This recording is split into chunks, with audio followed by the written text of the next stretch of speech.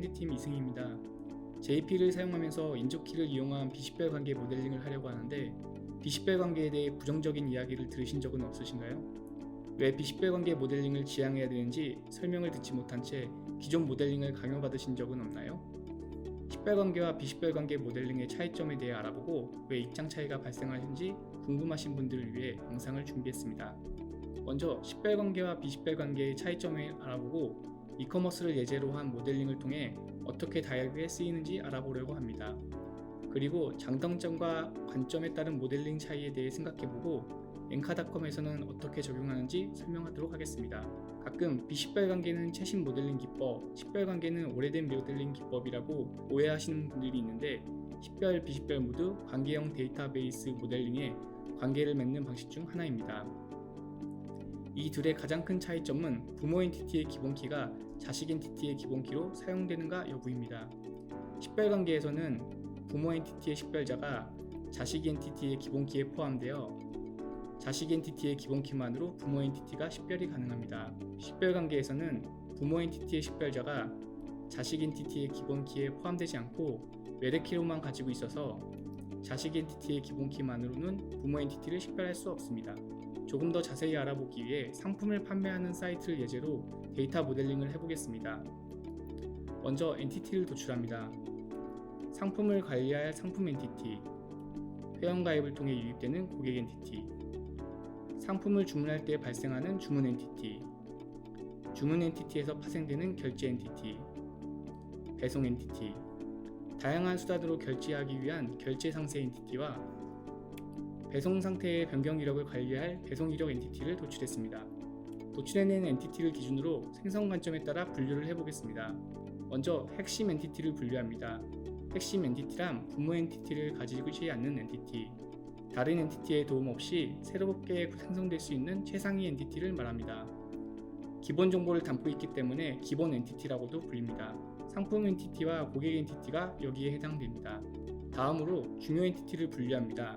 중요 엔티티란 부모 엔티티가 있어야만 생성될 수 있는 엔티티 중 업무의 중심이 되는 엔티티를 말합니다.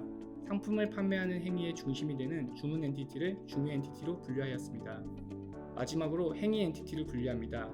행위 엔티티란 부모 엔티티가 있어야만 생성될 수 있는 엔티티 중에 중요 엔티티가 아닌 나머지 엔티티를 말합니다. 주문이란 중심 업무에 파생되는 결제 배송 엔티티를 행위 엔티티로 분류하고 그 행위 엔티티에서 파생되는 결제 상세, 배송 이력 엔티티도 행위 엔티티로 분류하였습니다.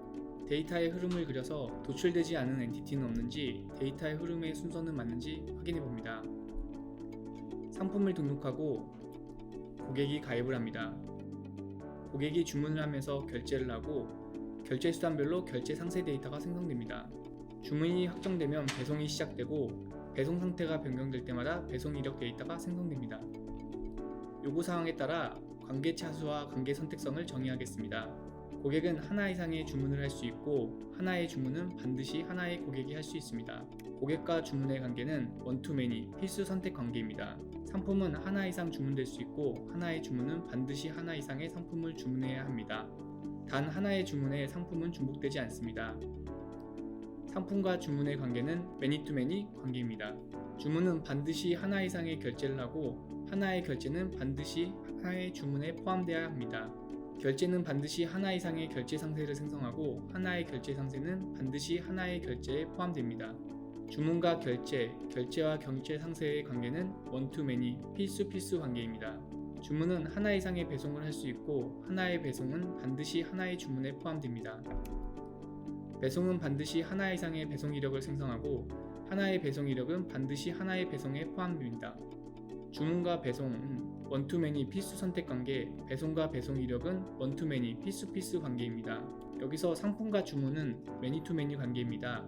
이 매니투매니 관계를 해소하기 위하여 다음과 같이 주문 상품 테이블을 생성하고 상품과 주문 상품, 주문 상품과 주문의 관계를 원투매니 매니투원 필수 선택 필수 관계로 연결하였습니다. 다음으로 식별자를 정의하고 식별관계를 연결하겠습니다. 식별관계와 비식별관계의 기준은 회사마다 설계자마다 다를 수 있습니다. 여기서는 다음과 같이 정의하였습니다. 중요 엔티티인가, 독립성이 강한 엔티티인가, 인조숙별자를 통한 식별자 단순화가 필요한가, 강한 결합이 필요한가, 약한 결합이 필요한가의 기준으로 판단해 보겠습니다. 주문 엔티티는 중요 엔티티로 고객 엔티티와 비식별 관계로 연결합니다. 주문 상세 엔티티는 주문 엔티티와 상품 엔티티의 종속적이므로 식별 관계로 연결합니다. 주문 발생 시 결제 데이터가 생성되므로 결제 엔티티는 주문 엔티티의 종속적이며 결제 상세 데이터 역시 결제 엔티티의 종속적이므로 식별 관계로 연결합니다. 주문이 발생해도 배송 데이터는 바로 생성되지 않으며 배송 번호만으로도 독립적인 의미를 가지기 때문에 주문 엔티티의 존재 종속적이나 식별 종속적이지 않으므로 배송 엔티티는 비식별 관계로 연결합니다. 배송 이력 엔티티는 배송 엔티티의 완전 종속적이므로 식별 관계로 연결합니다. 강한 결합을 원하면 식별, 약한 결합을 원하면 비식별 관계로 연결하면 됩니다. 이것을 전체 비식별 관계로 바꿔보겠습니다. 전체 비식별 관계는 강한 엔티티인지 약한 엔티티인지 구분 없이 모든 엔티티가 독립적인 기본키를 가지고 있고 외래키로만 관계를 맺는 동등한 참조관계가 됩니다. 이번에는 장단점에 대해 알아보겠습니다. 조금 전 모델링을 통해서도 알 수 있듯이 식별관계는 요구사항에 따라 정책에 따라 설계자의 경험이나 판단에 따라 관계가 달라질 수 있습니다. 이에 반해 비식별관계는 모든 엔티티가 동일한 관계를 갖게 되므로 설계자의 경험이나 요구사항 변화에 따라 관계가 달라지지 않고 획일적인 관계 설정을 유지할 수 있으며 식별관계보다 데이터 모델링이 간단해집니다. 식별관계는 부모 엔티티의 기본키를 상속하기 때문에 상속 깊이가 깊어질수록 기본키가 증가하게 됩니다. 비식별관계는 상속과 관계없이 동일한 개수의 기본키를 유지할 수 있습니다. 식별관계의 자식 엔티티는 부모의 식별자를 가지고 있기 때문에 차상위 부모에게 접근할 때도 부모를 거치지 않고 접근할 수 있습니다. 이로 인해 조인 개수가 줄어들어 쿼리는 간단해지고 조회 성능은 높아지게 됩니다. 반면 비식별관계는 차상위 부모에게 접근할 때는 반드시 부모를 거쳐야 하므로 부모 엔티티의 데이터가 필요 없어도 조인을 해야 합니다. 식별관계에서 중요 엔티티의 식별자는 상속되기 때문에 상속된 다른 엔티티를 관리하는 담당자에게도 동일한 식별자로 커뮤니케이션 할 수 있습니다. 비식별관계에서는 상속관계가 늘어날 때마다 식별자가 바뀌기 때문에 바뀐 식별자로 커뮤니케이션 해야 합니다. 식별관계는 강한 관계를 가지므로 테이블 간의 관계가 명확하게 표현됩니다. 상속받은 부모 엔티티의 기본키를 통해서 테이블만으로도 데이터의 의미를 이해하기 쉽습니다.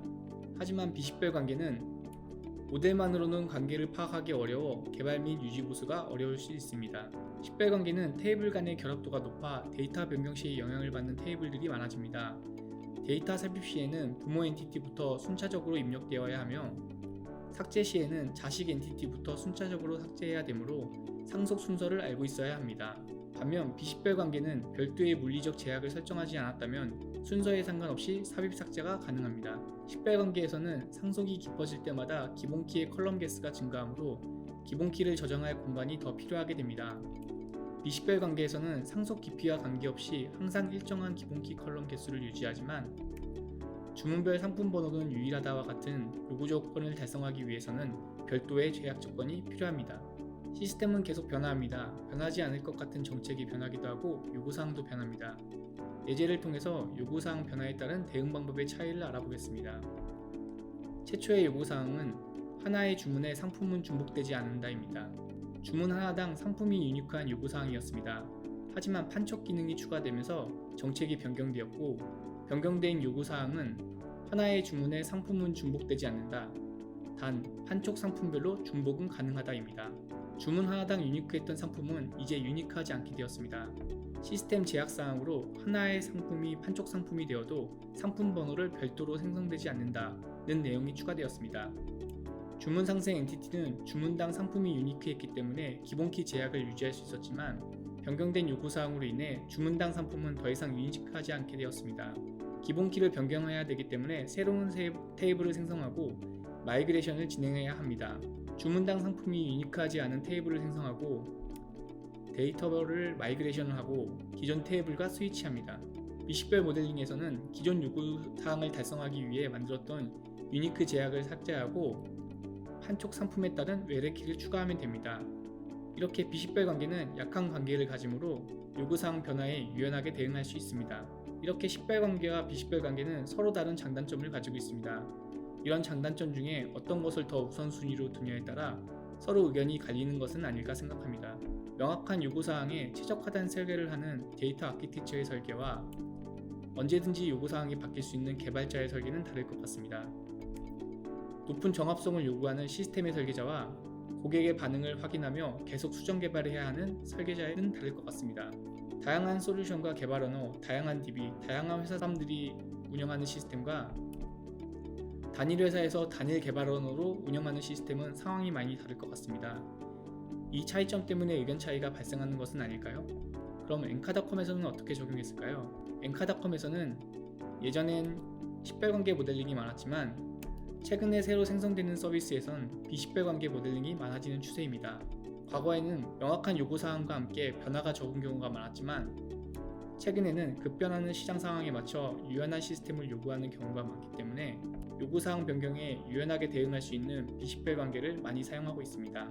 하지만 꼭 틀에 얽매이지 않습니다. 엔카닷컴은 룰에 의한 강한 통제보다는 가이드를 제공하는 개발 문화입니다. 소수의 의견을 하향식으로 전달하기보단 개발자의 의견을 기반으로 동료 검토를 진행함으로써 개발자가 조금 더 상상력을 발휘할 수 있는 개발 문화입니다. 어느 한쪽이 일방적으로 오는 경우는 많지 않은 것 같습니다. 장점이 존재하면 단점도 당연히 따라올 텐데 장점이 더 메리트 있나? 이 단점은 우리가 수용할 만한가?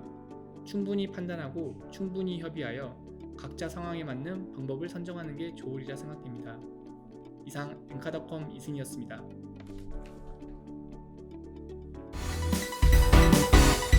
지금 엔카에 타세요.